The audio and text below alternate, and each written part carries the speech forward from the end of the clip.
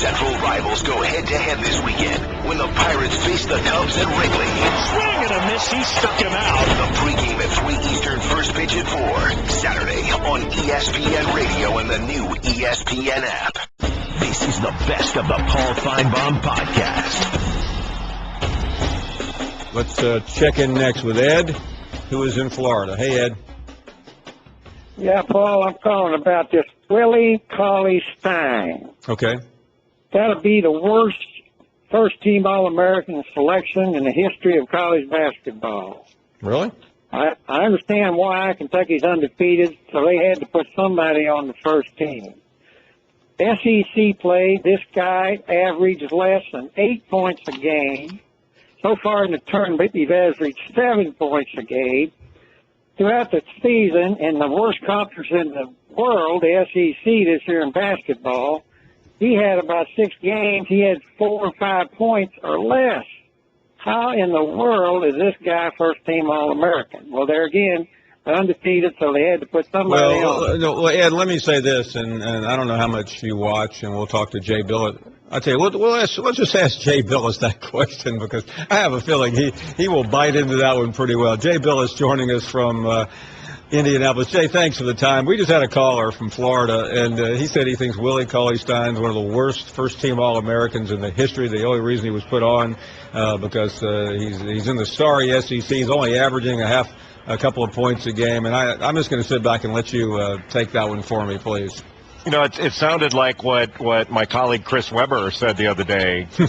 He wasn't quite as negative as the caller.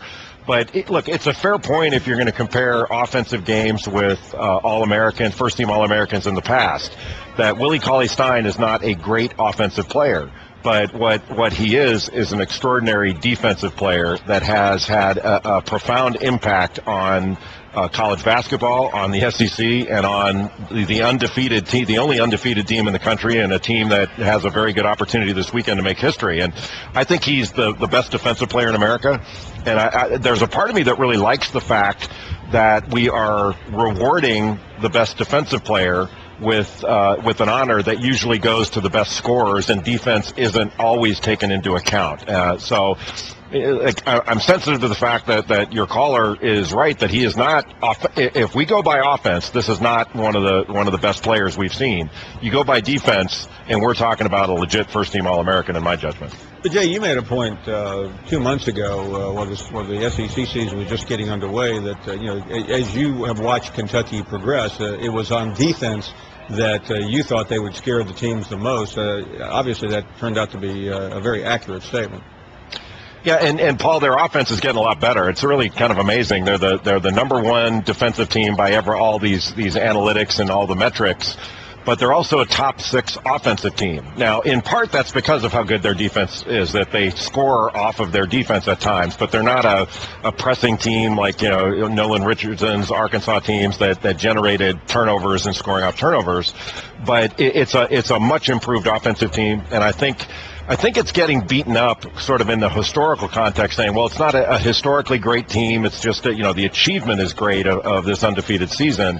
I'm not sure I agree with that. I think if you put them person by person, player by player up with some of the great teams of the past, we're going to be looking at a historically great basketball team. And after their pro careers are done, I believe we're going to look back and say all those guys played on one college team. That's one of the best teams to ever play. And I really believe if they win this thing, because you know how it goes, if a great team like when USC in 2006 lost to Texas in the Rose Bowl, all the talk of them being history's greatest college football team went away. They're not even discussed anymore.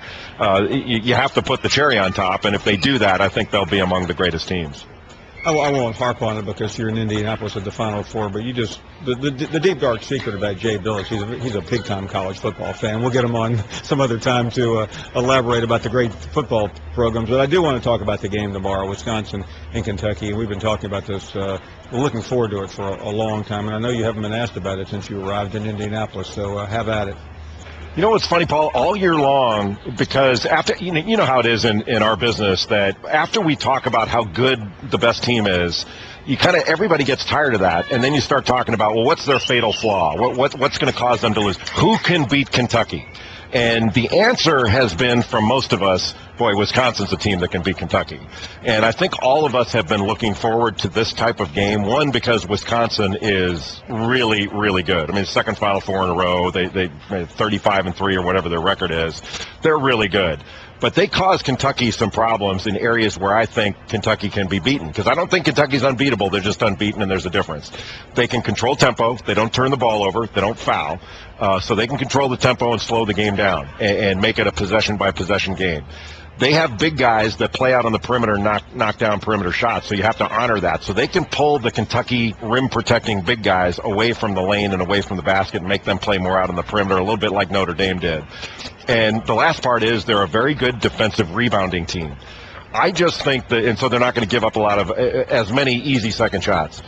I just think that Kentucky is so big, and they're big at every position, and they're so deep, that's going to put Wisconsin in either foul trouble, or they're not going to be able to guard like they want to for 40 minutes, and it's going to give Kentucky some buckets in the lane. And I think Kentucky's just going to have a little bit too much for them. Doesn't mean Wisconsin can't win, because I think they can. But I favor Kentucky in the game, and I think they'll be playing Monday night. Usually it's you, Jay, who creates the furor with comments about the state of the game or the NCAA or something along those lines. But this week it was Gino Auriemma who really created a firestorm. I know it's been a big question up there. The headline is that he called the game a joke. There was a lot more to it than that. But I'd love to hear your comments on what he said. No, Paul, I think he's right. I wouldn't have used the term joke, because college basketball, there's so many great things about it. It's still a wonderful game. It's still wonderful competition. The players are phenomenal. The coaches are great. But our game is in trouble. It's been in decline for a number of years now. Scoring is going down to it's historic low scoring right now. Percentages are down. Ratings have been down, except for the fact that Kentucky has bailed us out this year, and the tournament is bailing us out of a year that's been lackluster in a lot of ways. So having an undefeated Kentucky team has really, really helped us. I would put it to you by saying this. Basketball right now worldwide is the second most popular game, and it is growing in popularity. It is not growing in popularity because of college basketball worldwide. That's not happening. We are not the driving force behind worldwide popularity of the game. Our game is behind the rest of the world in the administration of the game and the way the game is played. We have a 35-second shot clock. We have low possessions. We have an overly physical game where our best players are essentially restrained. You know, they're impeded. There's no freedom of movement in our game. And I think we can do much better than we are doing. And if we don't, we don't have anybody in charge. The structure is really bad. Officiating is not good. Our officials are great.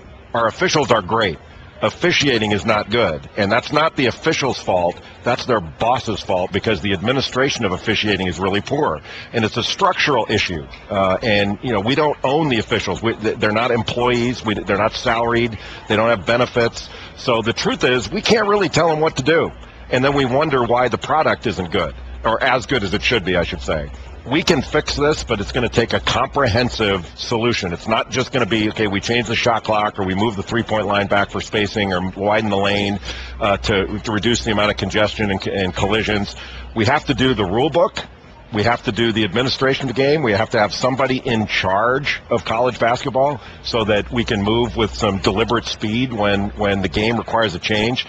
And the last thing, I'll just give you an example from FIBA, the international governing body of basketball. They have a 24-second clock. All right, we can play with a 24-second clock. Our guys are good enough. Our players are great. They play in international competition all the time with 24 seconds. They do really well. But FIBA just made a rule change this year to keep up with the way the game's being played and the way they feel it should be played. You get an offensive rebound now in FIBA basketball. So ball hits the rim, the offensive team gets the rebound. Instead of resetting the shot clock to 24, they reset it to 14. And the reason is you don't have to bring the ball up. There's no reason to give them another 24 seconds. So it adds more possessions to the game. It's a really good change, and it keeps teams from holding the ball and essentially stalling through the clock. It's smart. And we should be able to do things like that when we see the opportunity. I know you don't want to be the czar of basketball, although it's been suggested. And as we close, you have a lot of friends in Alabama. A caller made this point a couple of days ago. He would like you to be the next basketball coach at the University of Alabama. And if you haven't heard, it's still open. So yes or no? If it comes with a membership at Country Club at Birmingham and Mountain Brook, I'm in. That's for those who don't know. That may not be doable, but we'll see what we can. Thanks, Jay. Have a great weekend. Thanks, Paul. This is the best of the Paul Finebaum podcast. Tammy is up next. How are you, Tammy? Oh, I don't know where the conversation of Kentucky leaving the SEC to go any other conference come up at, because I just started listening to you, and I'm going to tell any and all conferences out there, Kentucky is an SEC team. I don't care if don't nobody make it in the dance, but except for Auburn. Let me rephrase that. Unless Auburn makes it to the SEC dance, I don't care what nobody says out there. Kentucky is not leaving the SEC and going nowhere. You dumb idiots out there. There is no way. Kentucky is the only decent basketball team we got left besides a few others. We need to get our programs across the board. I don't care if it's gymnastics, I don't care if it's yoga, I don't care if it's swimming, I don't care if it's basketball. Yeah, we're an Alabama football state. We're all about football, Alabama State is. But I'm going to tell you something else. It don't matter because we're going to go across the board. And our SEC teams are across the board. Just like that old man said a while ago that was on the phone. SEC is across the board in everything we got out there. It don't matter what team, if it's basketball or what. We are the SEC. We are the best conference out there. I don't care if it's just one team that's to the finals and makes it and wins the championship. But we are the SEC, and that's all that matters. And ain't nobody going to get Kentucky because that's the only team we got left. So y'all can kiss our butt. Okay, thanks, Tammy. We've heard enough. This is the best of the Paul Finebaum podcast. A couple of news items from Indianapolis today. Frank Kaminsky, to the surprise of no one, named the AP College Basketball Player of the Day. And now, Big Blue Nation, it's over. As we all predicted, your man, John Calipari, winning the AP National Coach of the Year. So that's a big honor and a much-deserved honor. And take that, National Association of Basketball Writers. Anyway, we won't have to hear any more about that. Bob is up next in Louisville, Kentucky. What's up, Bob? Hey, Paul, how are you doing today? All well. Thanks for the call. I appreciate it. I appreciate you taking the call. The reason I called is I've talked to Billy Reed, longtime sports writer in Kentucky. I'm sure you've heard of him. Billy was one of my heroes when I got out of college, and one of the great writers of all time. Yes, and anyway, I have come up with a name for this year's team. You know how we name our teams, the Fabulous Five, the Fiddling Five, Rough Fronts, Comeback Cats, and so forth.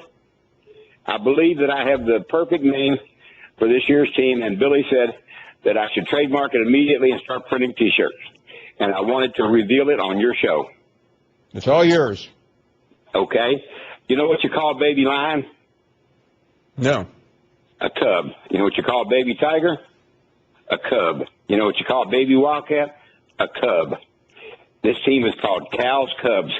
That's a good one. I like it. Well, so did Billy. And Yeah. he said, By the way, while you were telling me that, I just got a trademark in Washington, so thanks for the suggestion. You still owe me royalties for my I Eat Christian Later deal.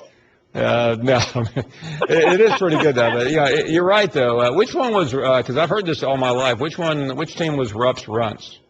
Rupp's Runts was 1966. Louis Dampier, Pat Riley, Tommy Cron, Thad Jarris, and I think that's all of them. Okay. Anyway, Is that the team? He was 6'6" and he was a guard. That's the team that lost to Texas Texas Western. Western. Okay. Texas Western, yes. And they beat Duke in the semifinals and then got beat by Texas Western. You're right. One of the bigger upsets of all time in college basketball. Yes, it was. Yes, it was. I think it was one of the first times all year long that we had shot below 50% for the year in a game. But you had to hand it to Texas Western. They just outplayed us. I think Nolan Richardson wasn't. You have to agree. Wasn't Nolan Richardson on that team? I think he was. On Texas Western? Yeah. No, it was Big Daddy Ladden. Okay. It was not. He might have been on the team, but he didn't start. Okay. That was the game that prompted the book and the later movie Glory Road. Exactly, which was Yeah. that Seth Davis wrote. That if you, I saw on public TV, which the book was actually about half partly fiction and partly truth. Well, the best. Anyway, By the way, the the best nonfiction are usually not true. Isn't that the truth? I wanted to review it on your show because I had so much respect for you, and being a disabled veteran, I watch your show just about every day, and it means a lot to me that you're an SEC guy. Bob, thank you, and best wishes, and hopefully come Tuesday we're talking about your nickname attached to the national champions. I would like that, and Paul, you have a fine weekend and a great Easter. Okay, and thank you. Too. Thank you. Be well, Bob. Really enjoyed the conversation with Bob. KB in Selma, Alabama. Hey, KB. Hey, what's going on, Paul? All good. Hey, I listen to your show every day, man, but I only get a chance to call except on Fridays if I can get through. But I'm an Alabama fan, and I can't understand why they didn't get rid of Anthony Grant the prior year if they wanted to get rid of when Bruce Pearl was available, because he's a proven coach. You don't want a flash-in-the-pan coach. So when they didn't get him, why would you fire him this year without a plan? Because you don't have a plan, you're playing. Yeah, I mean, you're right. I mean, Grant should have been fired last year, and they were 14-19. The program was coming apart. This year, it was just average, not great, not terrible. And Pearl was available. Now, I've been told that there were some people in Tuscaloosa that just didn't want any part of Bruce Pearl because of the past. That was the decision they made. But Bruce Pearl at Alabama would have been a great fit. But then if they weren't going to do that, they should have just, regardless of how fans touted. I mean, a lot of fans that were touting are all football fans anyway. Like this guy Jim from Tuscaloosa, he admitted he's not even a basketball fan. Scram for to get this thing. I mean, they should have just let him stay and worked out his last year. If you don't have a plan to hire another coach, someone willing to. This is not football. This is not Alabama football. This is basketball. I mean, no, you're right. And by the way, Jeff Goodman from ESPN reported a couple of minutes ago that he thinks. By the way, Richard Pitino, who wouldn't have excited anyone, withdrew his name today, which means he probably was not going to get the job. I can't believe he wouldn't have taken it, considering his. But by the way, the two names that now seem to be the hottest are Louisiana Tech's Mike White and the one that has been there all along, Steve Prohm from Murray State. No, there's actually three. And the other one is KB from Selma, Alabama. What was the third one again? KB from Selma, Alabama. Oh, okay, no. Well, KB, I think they just named you, so right now you're looking pretty good, even though I've never seen you coach a game. Let's continue with Jumbo in Tuscaloosa. Hey, Jumbo. Hey, good afternoon, Paul. Thanks for taking my call. Thank you. Hey, we've talked about a couple coaches, and I still think Ben Jacobson should be looked at. But what about Johnny Dawkins from Stanford? What do you think about him? I think this guy's a good coach, and he could probably be a good fit here. How do you feel about that? I don't know. I mean, I know his background, and I think he is a very good coach, but clearly he has not shown up on the radar screen here, and there could be myriad reasons. I mean, it's always interesting just to start throwing names up in the air. You go through a search and you identify, first of all, who you want, and then who you can get, and I suspect he's probably is not part of that. But anyway, I think the names are interesting. Prohm and Michael White. Michael White, I believe, was in the mix at Tennessee last year. He's done a very good job at Louisiana Tech, and Prohm has done a reasonably good job as well. He went to school there, but neither one will excite Alabama fans. That train has long passed. This is the best of the Paul Finebaum podcast. Ray is next up in Alabama. Ray, how are you, buddy? Oh, I hope you'll be patient with me. I've known you 25 years. I've tried to be. I'm pretty emotional right now. Pretty hot about this Alabama basketball search. Okay. And you know, I've been calling you, talking to you about Alabama basketball for over 25 years. Yes, you have. And I have been on the opposite side of issues down there many times over the years, and I've been right. I was right about Coleman Coliseum when I was arguing with Bob Bockrath 20 years ago. You remember me calling him on your show and arguing with him about blasting that dump and building a new arena? I do remember that. Ray, you have been right. You have always argued that not enough attention was paid. You know, and I'm going to make a statement to you about this, and for you to deny this statement, for you to look, I'm watching you on TV right now, for you to look in that camera and look at me, and to deny this statement means that Bill Battle is the biggest incompetent boob in college athletics.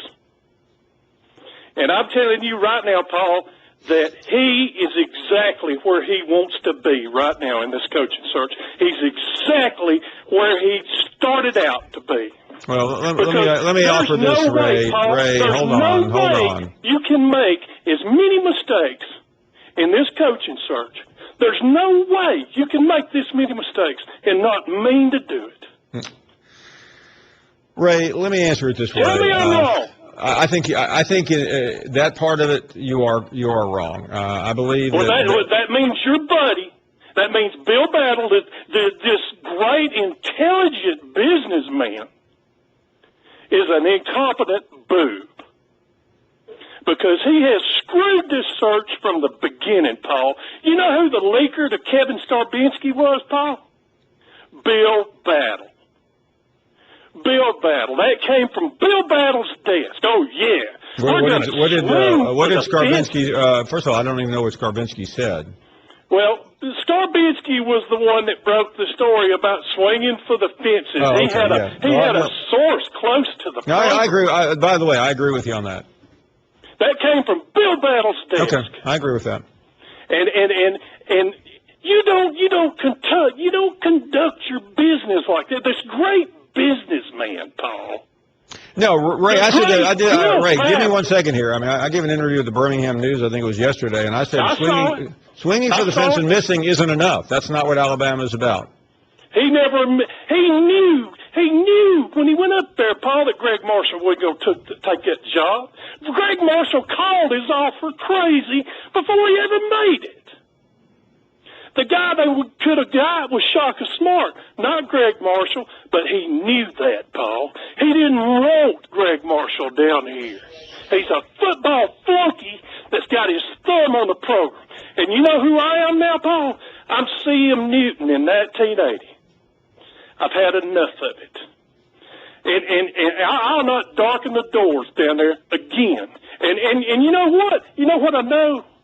I know Bill Battle don't give a damn. Thank you, man. Thank you.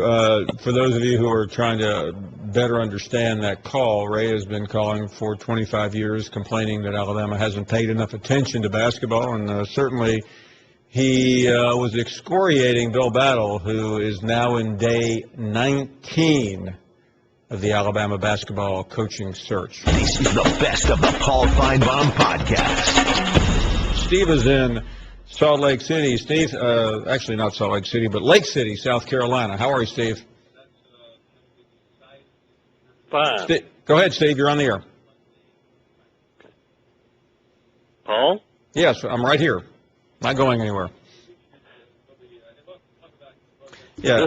Let me try to explain something when you call the show. I do this every once in a while, but I understand there's a television in front of you or a radio in your ear, but when you're on hold, talk to us. We're about 7 or 8 seconds ahead, so you'll get very confused if you're watching or listening. Is that correct, I-Man? That is always correct. I mean, you don't watch the TV. This is live, but it's old live. And how many times do you have to say that, Paul? How many times have I come on here and said, how many people actually listen? They get through. Am I on? Can you hear me? Yeah. I want to talk to Paul. Well, this is Paul. Well, why ain't your damn lips moving? Because you're on a delay. Paul, how many times do I say people don't listen? They get to the control room, and they're calling all their friends and saying, I'm on TV. Come here, record this. You better record it. You know, just relax, people. Paul is a human being. He's a man. He wears clothes. He puts his pants on every day just like y'all do. Don't be so scared and nervous. I mean, this ain't Don Johnson on Oprah. I mean, hell, who do you think you talk to? Daryl? Jim? This is Paul. You know, Paul, it never ceases to amaze me, the people that come on here. And I tell you what, Ray nailed it. Ray is a basketball fan. He's been saying that long as I can remember. So he's not one of these nouveau riche guys coming in just all of a sudden talking because something's going on at the Capstone. Ray is a fan, and he's always said that. Always. Great call by Ray. Now tell you bracket, Paul. Was that a home run bracket? You got 3 book cover photos, and then you've got the internationally known Phyllis. It couldn't be a better bracket. You are talking about the stompers and the movers and the shakers of this program in that Final Four bracket. And guess who's not there? Page 54. The legend, Kiss the Wing. It's Will Money. Guys didn't make the cut. Just didn't make the cut. And did Jim tap out? He says he's officially quit. I mean, he tapped out. He screamed, Uncle, no moss. Couldn't take the heat. Had to leave the kitchen, running naked in Mama's house. Mama don't care. She's seen it for 65 years. You don't care, Jim. It's not new. She's used to your antics. But, Paul, is Alabama, have they stepped all over it again? We got a T-shirt salesman up there trying to run a football program and a basketball program from Tennessee, and it's just not – are they going to have to beg somebody to take that job like they did Mike Shula? Appears so. We're only getting faster, Paul Finebaum. War. Damn Eagle. K-Dub is up next to respond to that, I'm sure. Sounds like your homeboy finally gonna get that Zippo lighter with his name on the side. I think so. Finally gonna get that $1.92 Zippo lighter he been screaming about for 10 years. Finally gonna get it. I will admit, you know, this is pretty embarrassing.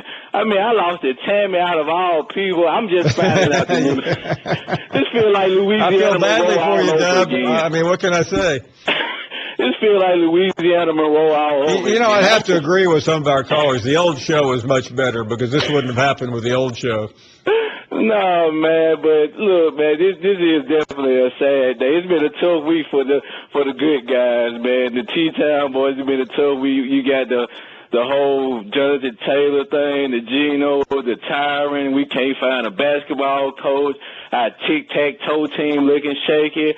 Our synchronized. I mean, is it true that there's a bumper sticker going around Alabama, honk if you turn down Bill Battle for the basketball job? Man, it's real noisy around here. If that's the case, man, it's going to be real noisy. That's embarrassing, though. I mean, you got to understand. This is his first. Look at it like this, Beasley. Is this not his first real tough, task that he has to really? Yeah, I think so. So, I mean, this not a good look. But, I think if we really getting compared to Tennessee and Mississippi State, you got to realize they hired a coach who wasn't working, and they hired a coach who got fired straight after he got fired. So we was going for a different kind of coach. We didn't get it, but true enough, you should have a plan B in place. But, yeah, look, Bees, it's a sad day. I don't even know if I'm going to work today, man. I don't know how I'm going to handle this Tammy loss, man. I mean, I lost to a person who once called you sitting on the toilet, Bees. This one would call you, did you hear that call today? Man, I need to go hold my head down in shame. I can't even lie to you, Bees. I'm out of here, man. It's too much for me, man. I'm out, Bees. Peace. Okay. Didn't take it well, did he? Lanier is up next. Lanier, thanks for the phone call. Good afternoon.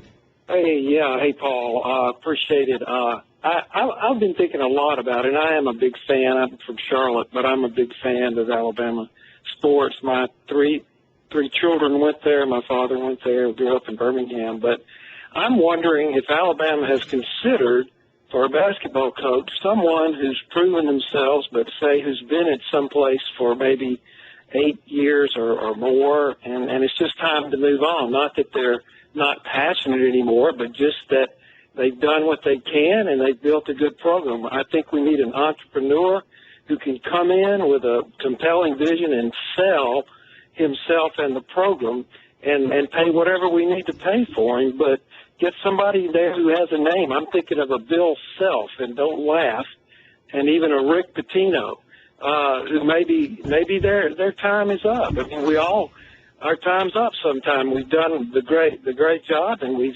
it's time to move on. So why don't we go? So hold on a second, Lanier. Lanier, slow down. Lanier, slow down. I want to ask you your opinion first. You're suggesting Alabama, who can't get Greg Marshall and apparently is striking out across the board, you're saying they should hire Rick Pitino and Bill Self, and how are they going to do that? Well, I think that find people like that who have proven themselves. Lanier, you don't think if either one of them, I mean, first of all, Bill Battle met with Rick Pitino a week and a half ago to get advice. You don't think if Pitino wanted the job, who, by the way, is only making about $6 million a year and has a brand new facility. I mean, come on. I mean, get real. Larry is up next. How are you, Larry? Hey, Mr. Finebaum, how you getting along today? I'm doing great. Thank you. Hey, great. Hey, happy Easter to y'all down there. And tell you, I enjoyed the show. It started off on a good pace. Had Glenn and Lance, and I was really getting kind of comfortable, relaxing a little bit. And I know Ray called up. All of a sudden, my legs started twitching. My heart started pounding. Dang old blood vessel popped in my eye. I mean, Ray just needs to relax. I mean, here's the thing. A prom is falling in your lap. I mean, and he is the best guy for the job all along. You'll thank me later for it, I guarantee it. I mean, this dude will be there for 20 years, and when he leaves, he'll be the greatest coach in Alabama history. I mean, he's a 40-year-old dude that can get it. I don't know why. I mean, he ain't going to get Popovich, even though I heard old Linda talk about Popovich. I just did want to mention this, that him and Bill Battle have shared a bottle of wine one time, so if he's not a sheriff's candidate, I don't know what is. Hey, and as far as the bracket, man, I'm bummed. I'm like K-Dub. I'm completely bummed. I just don't know how I'm even going to look my bartender in the face. I'm a loser. Thanks, Paul, sir. Okay. At least we got that. At least we got that on the table. Wow. We had a guy last night who seriously suggested Mike Bray and Billy Donovan, and we just had Lanier. One thing if Lanier lived in some backwoods community where they didn't get cable TV, but he called from Charlotte, North Carolina, which is pretty close to the epicenter of college basketball, and he suggested Bill Self and Rick, not Richard, but Rick Pitino for Alabama. This is the best of the Paul Finebaum podcast. Let's talk to someone who has studied this from a more technical standpoint than many of us. Of course, he is R.J. Bell, and R.J., really great to visit with you from pregame.com. Hope all is well. Let's talk about these games. In relation to Kentucky, this 5-point line, smallest of the season, I take it? You know, actually it ties, Paul, with when they visited at Louisville. Line was also 5. That was in December. So, yeah, it's tied for the smallest favorite. Line did open up at 6. So initial thought was 6, but professional money came in. $10,000, $20,000 type bets on Wisconsin, knocked it down to 5.5, then to 5. So the takeaway here is the professionals are strongly on the side of Wisconsin right now, even at the number of 5 Kentucky's favored by. I mean, it's easy for me to say, why is that? But, you know, considering how great Kentucky is, I guess it has everything to do with Wisconsin, doesn't it? It also has to do, remember, the betting market is a marketplace. Now, what dictates prices in a market is demand, right? And the demand for Kentucky is sky high because they have that big 0 in the loss column. They're going for history. And the marketplace this time of year has a lot of recreational bettors. These are people that maybe aren't betting in February. They're not as savvy, and they're going to get drawn into the narrative. And obviously the narrative is how good, historically good, Kentucky is. Vegas doesn't agree with that. The professionals don't agree with that. So it makes sense that the average bettors are going to be on the side of the narrative, and the professional bettors are going to be on the side of the data. And the data says Kentucky's a good team, a really good team, but not an all-time great team. Let's talk about Duke. Everyone loves Duke, except for those who hate Duke. But the public seems to like Duke very much, don't they? Well, I think it's a good example. It's love or hate. Not many people are neutral about Duke, but the public loves popular teams. They love winners. They like guys like Coach K. And this is a game where the line has moved just recently up to 5.5. So the game opened at 4.5. Over 70% of the bets so far have been on Duke. It ticked up to 5. Now it's ticked up to 5.5. So you have both the public and a majority of the professionals on Duke. And one of the reasons, I think, is the defense. If you get into the stats during the season, Duke did not have an elite defense. But if you look at the 4 games in the tournament, they've really stepped that up. Could be a matter of intensity. It could be a matter of game planning and schematics. But whatever it is, if you take that offense, you take that experience and history in the tournament, and now you add defense. I don't say this often, Paul, but I think Duke's underrated. This is a team that is so popular, they're usually not underrated. They might be better than people think. The public thinks they're quite good. That's why this line right now, Duke favored by 5.5 over Michigan State. Let's look at what would happen, RJ, depending on the outcome of tomorrow night. If Kentucky wins and Duke wins, what does Monday night's line look like? Yeah, so we've got some projected numbers. These are actually bettable right now, so these aren't really hypothetical as much as there's a market for them. And if the teams play, the bets stand. If they don't, everyone gets their money back. Kentucky, clear favorites in both cases. Double digits over Michigan State. They'd be a 10-point favorite over Michigan State. And here's one I love. Kentucky, 6.5 over Duke. I would love Duke in that spot. But, yeah, big number there, 6.5 over Duke. Now, if there's an upset in the Kentucky game, Wisconsin would be a 1-point favorite over Duke, 5.5 over Michigan State. That is absolutely fascinating. Let's get on to some of the noise, and I know we've talked about this before, but Larry Brown said he thought Kentucky could make the playoffs in the NBA East, which is pretty competitive right now. I won't waste your time on that, but try to put Kentucky in some comparison in history right now. Where are they? Great question. And it's on the tip of everyone's lips, because that 40-0, if it happens, will live throughout history. It's going to be enough. I was talking to another show, and imagine if you're 15, 16, 17 years old and you see this 40-0, you're going to be, 30 years later when you're 45, you're going to be talking about that team, and I think rightfully so. But there's 2 ways to look at it. One is how much better are they than the competition in a relative sense. And I think in that sense, they're as good as any team we can remember. I think you have to go back to a team like the 91 UNLV team to have a team so much more dominant than the competition. But if it's about how good they are in an absolute sense, one professional bettor I work with said there'd be 20-plus teams, over 20 teams in the history of college basketball he would have favored over this Kentucky team. So the number 1 on that list he has is the 68 UCLA team. Imagine Lou Alcindor as a junior against all these freshmen. And you look at, let's say, the 76 Indiana team, undefeated, would be 6.5-point favorites is the projection. That UNLV team I mentioned, even though they lost in the semis, would be 6-point favorites. And lastly, even the 2012 Kentucky title team with Anthony Davis would be favored by about 3.5 points over this Kentucky team. So, yes, they are relatively dominant, but no, this very young team would not compete with the all-time greats. That's the Vegas perspective. RJ, I think the last time we were on, you gave us a number that the Knicks, worst team in basketball, would be a 15-point favorite. I mean, I get that, and the Knicks are so bad, I'm not sure what I would do in terms of having to bet that game. But what about the best team in basketball right now? How big a margin, or how wide would that path be?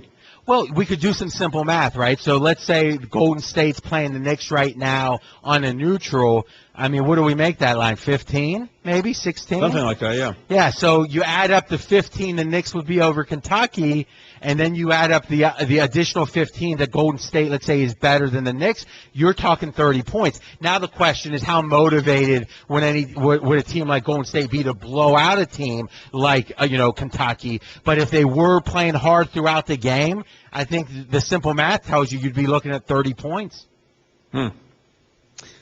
Kentucky fans aren't going to want to hear that. RJ, do you have any thoughts on the games as we head toward tomorrow night? I'm looking to bet against Kentucky every chance I get, because what I know, it's almost like poker. I don't know if you play poker, Paul, but you walk in the room and there's two tables. One table has guys with headphones and glasses, and they're serious. At the other table, they're drinking Heineken, they're doing shots. I want to go over to that Heineken table, and I want to take advantage, right? Well, right now, you've got a lot of Heineken shot takers, let's say, drinkers and shot takers, who are betting this Final Four, and they're betting Kentucky. I think it's inflating the line, and I think the value is on Wisconsin. Great stuff. R.J. Bell, always kind to join us for big events. So we'll talk very soon, I hope. My pleasure. Thank you, Paul. This is the best of the Paul Finebaum podcast. Hey, Billy. Thanks for the call. How are you? Good. How's it going? Oh, really well. Thank you very much. Good, John. Enjoying your show. I played with the Dons way back, 26-0 with Bill Cartwright, Winford Boyd, James Hardy. Oh, my goodness. There were some great teams. Yeah. And the thing I enjoyed the most was watching Kentucky after their win, how they ran off the court like kids. And that was really good to see that, because they weren't prima donnas and they ran off the court like kids. And that was a really good thing to see, and I think that's going to carry them on to being 40-0. I mean, I'm curious, as a former player, what strikes you the most about that? Just the youthful innocence, or is it something else? It's just the innocence, and I know Coach Cal pretty well. He's a good coach, and when you see that team, no one's averaging, I think, over 11 points a game or 12 points a game. Guys can have a bad night and they can still win, so that's pretty good. Well, I appreciate that, and we don't hear a lot about your alma mater, but that is unless you read the history books of college basketball. Yeah, they're starting to come back a little bit. Bill Russell was there way back. A lot of people think I played with him, but I'm not that old. Well, he had actually another pretty famous teammate, if you remember. Casey Jones, I know him well. Yeah, I sure did. No, that's one of the great teams of all time. Yeah. But they're coming along now. They're building back up, and like I said, Kentucky has a chance, and got 4 good teams, 4 great coaches, and it should be very interesting.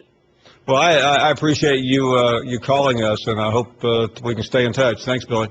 No problem. Enjoying your show. Thanks. You got it. Great to hear from you. Yeah, San Francisco. They did have a resurgence when Billy played, but they're best known for Bill Russell and Casey Jones. Find a better combination than that. Thank you for listening to the best of the Paul Finebaum podcast. Tune into the Paul Finebaum Show every day from 3 to 7 Eastern on the SEC Network or on the ESPN Radio app. Geico presents Strange Savings Stories. Astronomers detected an interstellar transmission. It stated, Geico, 15 minutes could save you 15% or more. The implications were staggering. Was the cosmos telling us we could all save hundreds on car insurance with Geico? Or did their radar merely pick up a signal from the nearby Rufus and Clyde's morning show? We may never know.